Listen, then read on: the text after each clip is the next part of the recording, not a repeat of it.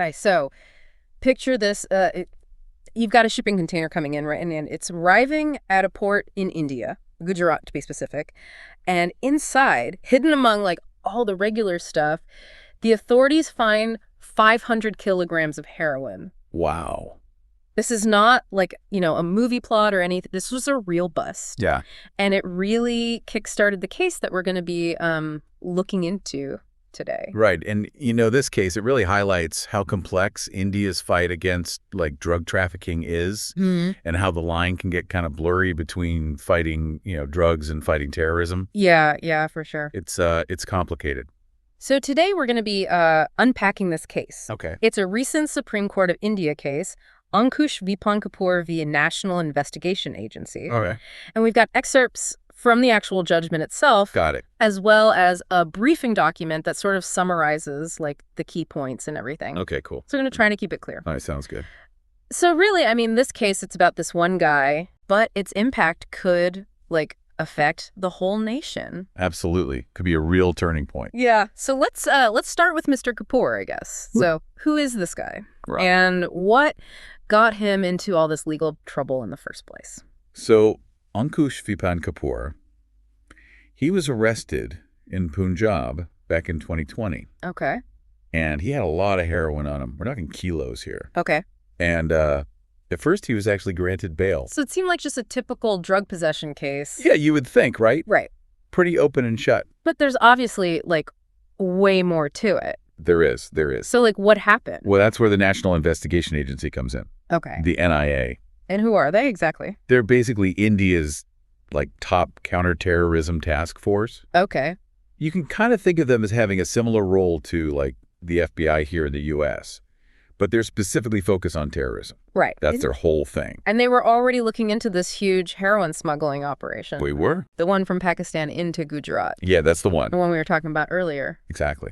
And so as they were investigating, digging deeper into this whole international smuggling thing, they found connections between Kapoor's case, the one in Punjab, that seemed kind of isolated at first, and this much bigger operation. So, how do they even connect those two? A drug bust in Punjab, right, and then a whole smuggling ring that ends up in Gujarat. So that's where Section 8 of the NIA Act comes in. Okay. It's this whole concept of connected offenses. Connected offenses? Yeah. What does that even mean? Basically, this section, it gives the NIA a lot of power. Okay. To investigate crimes that might not seem related at first, okay, but are actually linked to terrorism. Wait, so any crime, even if it doesn't scream terrorism, right, could fall under the NIA's jurisdiction? Yeah, basically. If they can establish a connection to terrorism. Yeah, to what they call a scheduled offense, which are basically acts of terrorism. Okay. And this connection, that's what allowed them to go after Kapoor, even though he was originally just arrested for a regular drug offense. But I'm sure Kapoor's lawyers weren't too happy about that, right? Oh, definitely not. So what did they argue? Well, their main argument was that the NIA was basically overstepping its boundaries, that they were going way beyond their authority by prosecuting Kapoor for drug crimes, when their main job should be fighting terrorism. So they saw it as the NIA, expanding their power. Exactly. They were worried that this could, blur the lines between drug enforcement right, and anti-terrorism efforts. So this was not just, a simple case of them catching a terrorist red-handed. No. It really got into the whole question of what the NIA's role is. Exactly. It made everyone question, how far their power should actually go. Right. And if prosecuting something like this, drug offense that seems isolated, if that actually falls under what they're supposed to be doing. Yeah. And what did the Supreme Court say about all that? Well, in the end, they sided with the NIA.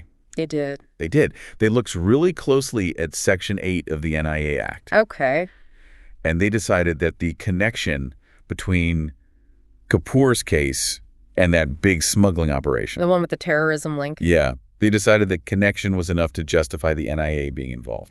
So what does this mean for future cases then? Does this mean that now the NIA can investigate any crime in India as long as they can find some link to terrorism? It definitely sets a precedent. Okay. It basically solidifies their power yeah, to look into a wider range of things. Okay. Especially anything related to drug trafficking, as long as they can connect it to a scheduled offense.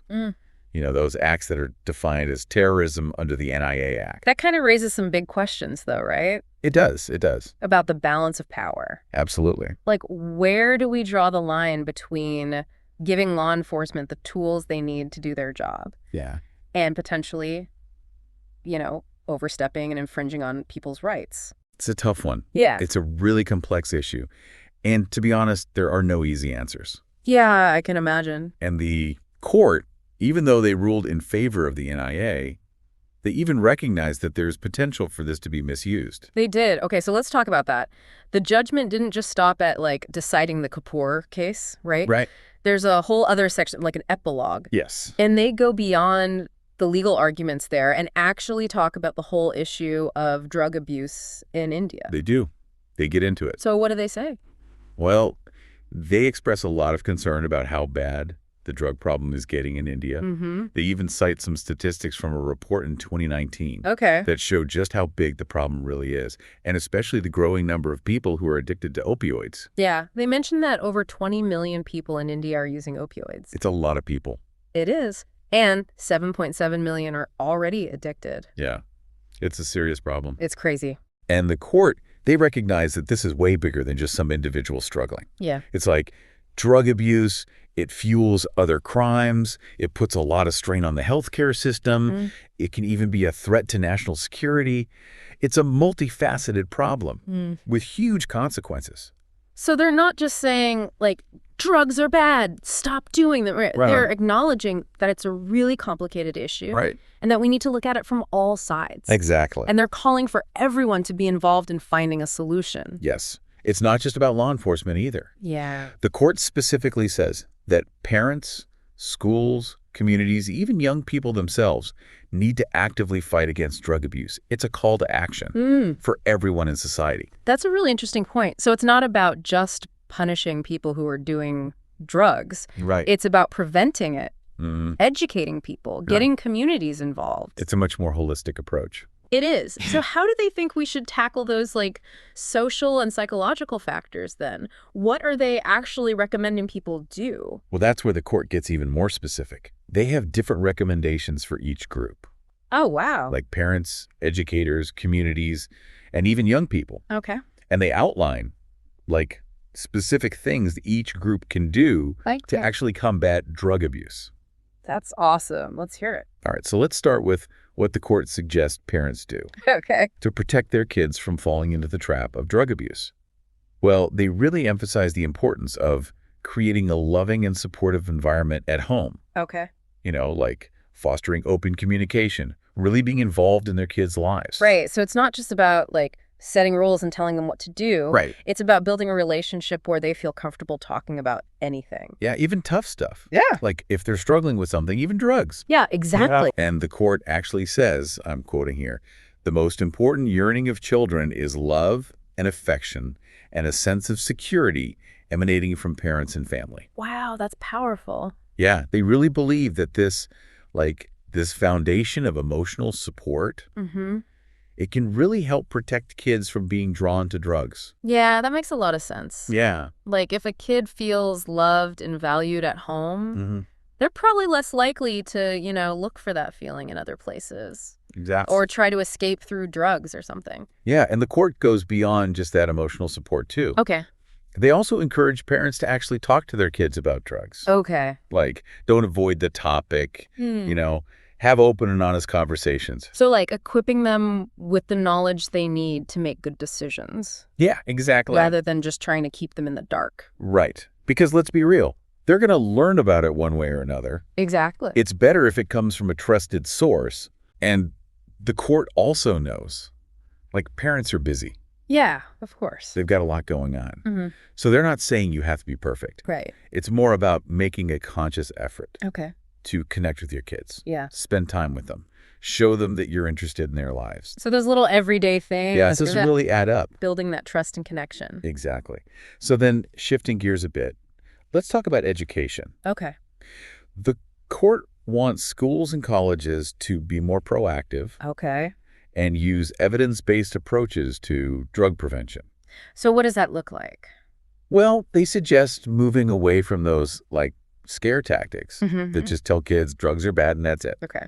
Instead, they want schools to focus on giving students real information about like the science behind addiction, Okay. the actual consequences of using drugs, and how to cope with stress and problems in healthy ways. Right. So it's about giving them the tools to make smart choices. Exactly. It's about empowering them Yeah. to make informed decisions, Yeah. not just scaring them into submission. Right. Because fear doesn't always work, does it? Not in the long run, no. No. And they even suggest using like experiential learning. They do. So it's not just sitting in a classroom and listening to someone lecture. Right, because that can be pretty boring.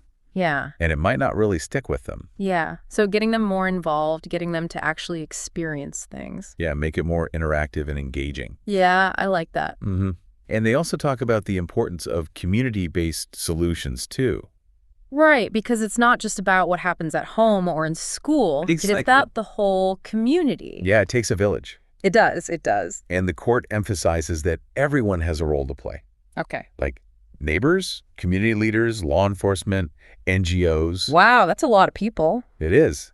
But Wow. it shows how important this issue is. And they suggest things like awareness campaigns, community outreach programs, things that are led by peers. So it's about building a sense of responsibility, like everyone working together to create a healthier community. Exactly. And then there's that really powerful message to young people. Yeah, the one we talked about before. Yeah, where they acknowledge all the pressures that young people face and encourage them to really think for themselves, to make their own choices. To define their own path. Exactly. It's about not letting others dictate who they are or what they do. Yeah, I love that message. The good one. And they actually say, and I'm quoting here, "We implore the youth to take charge of their decisional autonomy and firmly resist peer pressure and desist from emulation of certain personalities who may be indulging in drugs." It's like they're saying, you have the power, don't let anyone take that away from you. Yeah, exactly. It's about being strong and resilient, making healthy choices even when it's tough. Yeah.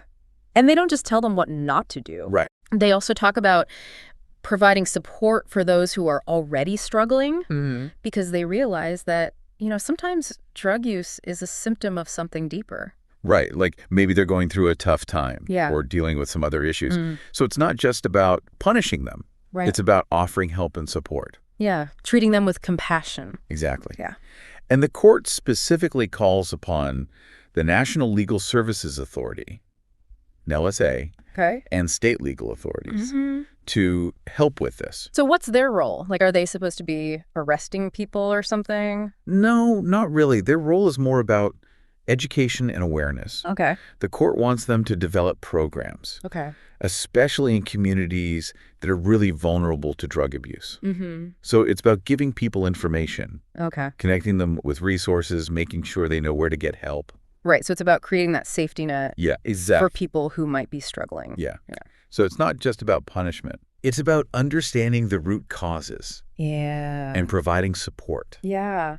I really like that approach. It's a good one. Yeah. And this whole idea of a multifaceted approach, it really shows that the court gets it, Gets what? that drug abuse is not just an individual problem. Yeah. It affects everyone. Yeah. It's a societal issue Exactly. Yeah. And I think that's a really important takeaway from all of this. from this whole deep dive. Yeah. Like the Kapoor v. NIA case. It was just the beginning. Okay. It's really sparked a much bigger conversation No. about drug abuse, Yeah. about the balance of power in a democracy, about our collective responsibility to create a healthier and safer world. Yeah. Because we all have a role to play. Exactly. So we've been digging into this Kapoor v. NIA case, and it's had all these like crazy implications. Yeah, really far-reaching stuff. But the thing that really gets me is the court's call to action. Yeah. Like, it's not just some vague statement. Right. They really get into specifics. They do. About what needs to change. Across the board. Yeah, like across different parts of society. I think that's pretty awesome. It is. It's not typical Yeah. to see a court being so proactive like that. Right. It shows that they're not just focused on the legal stuff. They really see the bigger picture, the social impact of all this. Yeah, the drug problem. Exactly. And they're giving specific advice to different groups, recognizing that everyone needs to work together on this. Yeah, so let's break it down. Okay. Let's start with parents. All right. What are they supposed to do? Well, the court really highlights how important parents are Okay. in shaping their kids' lives and their choices. And they say it's super important to create a home environment that's loving and supportive, Okay. where kids feel like they can talk openly. So it's about more than just like setting rules. Right. It's not just about discipline. Yeah. It's about creating a safe space Mm. where kids feel comfortable talking about anything. Yeah, even the hard stuff. Yeah, even if it's about drugs. Mm. And they actually say in the judgment, and I'm quoting here, the most important yearning of children is love and affection and a sense of security emanating from parents and family. Wow. It's pretty powerful stuff. It is. It is. And they believe that this foundation Mm-hmm. of feeling loved and supported Mm-hmm. can really help kids stay away from drugs.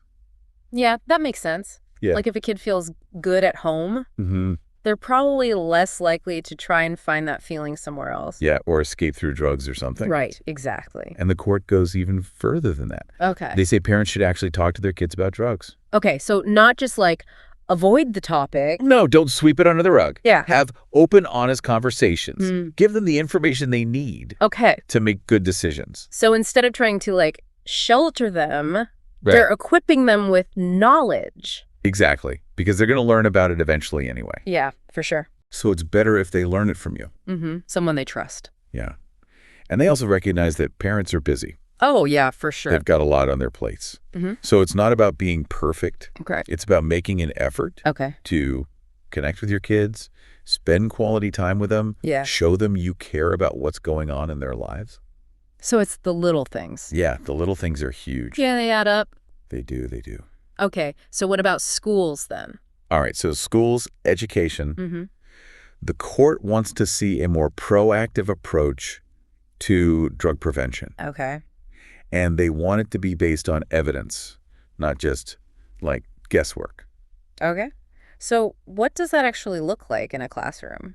Well, they say we need to move away from those scare tactics. The drugs are bad lectures. Yeah, that's not really effective. Mm-hmm. Instead, they want schools to focus on giving students real information, like what happens in your body when you take drugs. Mm-hmm. What are the actual consequences? Not just the scary ones, but like the real-life consequences, and also how to deal with stress and problems in healthy ways. Right, so giving them the tools to make good choices. Exactly. Empowering them to make informed decisions instead of just trying to scare them into being good. Right, because fear doesn't always work. No, it doesn't. No. It might work in the short term, but long term, you need something more. Yeah, you need them to actually understand and make the choice for themselves.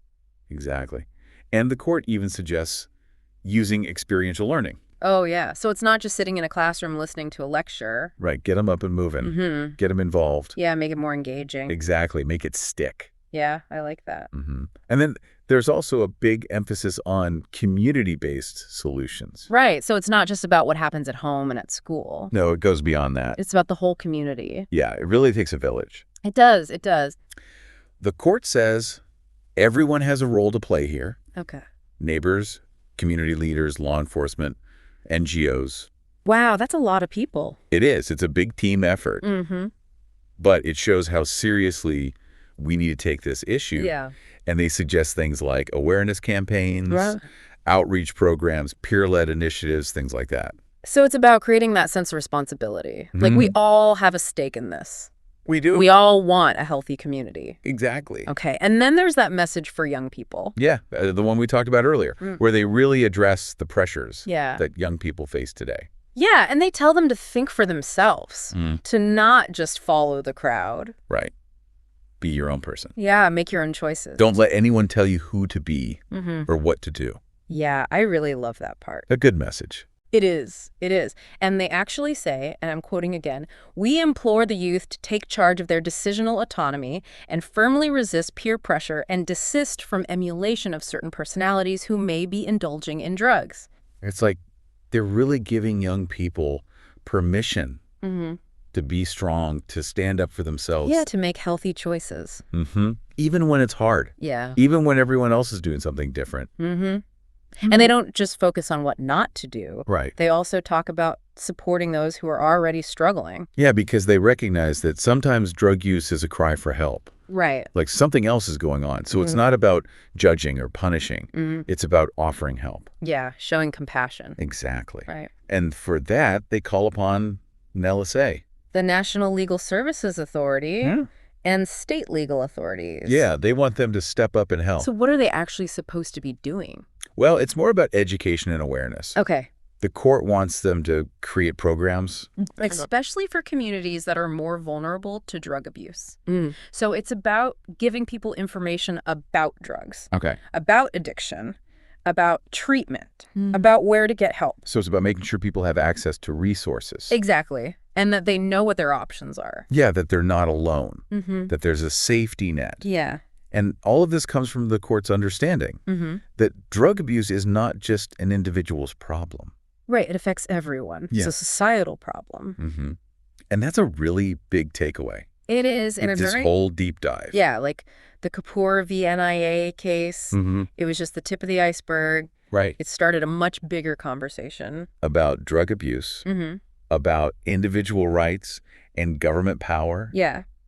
about our responsibility to each other. It's about creating a better world. Yeah, a healthier world. A safer world. Yeah. And it's a conversation that we all need to be a part of. Absolutely. So that's it for our deep dive into this case. It's been a really interesting one. It has. It has. Lots to think about. Lots to unpack. Yeah, for sure. So keep those brains buzzing. And we'll see you next time.